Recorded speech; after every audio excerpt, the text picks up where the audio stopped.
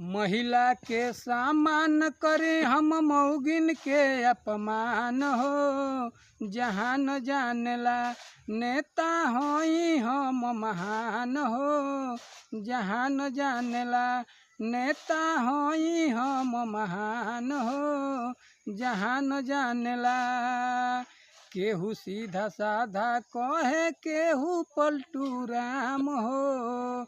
अच्छा पाछा कइले बानी साचा हम काम हो। नाम केहू जपे केहू करे बदनाम हो। जहान जानेला नेता होई हम महान हो। जहान जानेला मौगिन के सामान करे हम महिला के अपमान हो। जहान जानेला नेता होई हम महान हो। जहान